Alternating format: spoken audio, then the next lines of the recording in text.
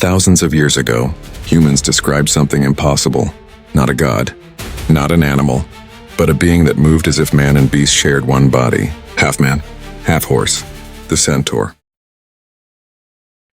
Ancient stories say it roamed forests and mountains, wild, violent, unstoppable, yet sometimes wise, noble, and terrifyingly skilled.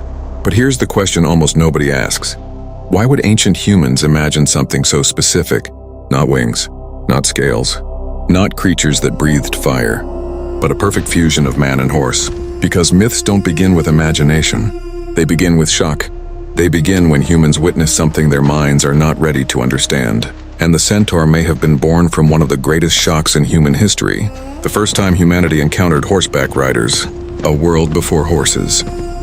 To understand this, you must forget the modern world.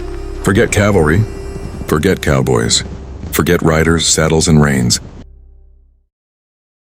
Imagine a world where no human had ever ridden an animal, where speed meant running, and distance meant exhaustion. Early civilizations walked everywhere. They hunted on foot, traveled slowly, fought face to face. Animals were hunted, feared, or worshipped, but never ridden. Humans and animals existed as separate beings. You could chase them, you could flee from them, but you never became one with them. That idea did not exist until one day, something impossible appeared on the horizon. Imagine you are a farmer in the ancient world. Your life is small, fields, hills, and familiar paths. Then dust rises in the distance. At first you think it's a storm, but the dust moves against the wind. Shapes begin to form, tall, fast, moving unnaturally. Your heart begins to race. You see human torsos, arms, faces, weapons, but beneath them, four legs, galloping legs, muscle, power, speed, no separation, no visible saddle, just one unified being, man and animal moving as a single body. And in that moment, your brain does something critical. It abandons logic, because logic has failed. The human brain has a weakness. When it sees something it cannot categorize, it merges ideas together. This is how monsters are born. You don't think, that is a man riding an unfamiliar animal. You think, that is one creature. This isn't stupidity, it's survival. Your brain must decide instantly. Is it human? Is it animal? Is it a threat?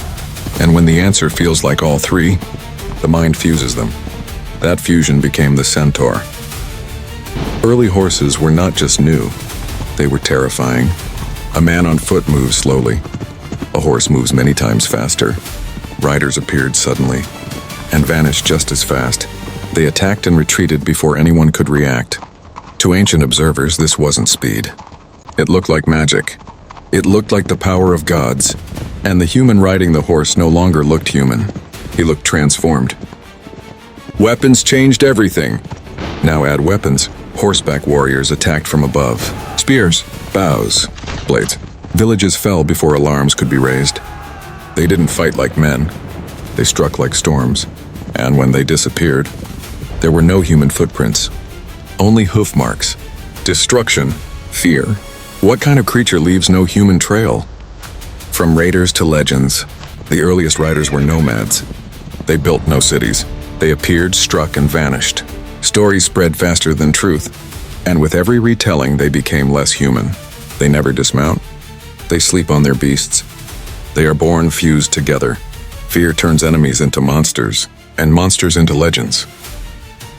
In Greek mythology, centaurs are wild and dangerous. They live outside cities. They represent chaos beyond civilization, because that is how nomadic riders were seen. Order versus wilderness, settlement versus motion. The centaur became more than a creature. It became a symbol.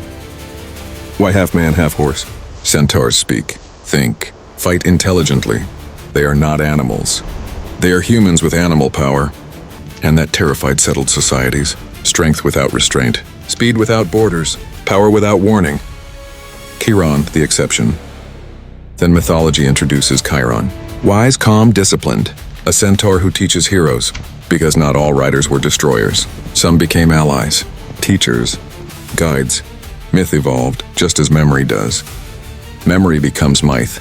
Over generations, facts fade. Emotion remains. We saw men riding animals becomes, we saw creatures born that way. The explanation disappears. The image survives. And once written into myth, it becomes truth. The Centaur was never fantasy. The Centaur was not imagination. It was misunderstanding frozen in time. A human mind trying to process speed, dominance, and fusion before language could explain it. Before science could categorize it. Before logic could catch up. Final thought. Every myth hides a memory. Every monster hides a truth. And the Centaur stands at the moment humanity crossed a line. From walking the earth to conquering it.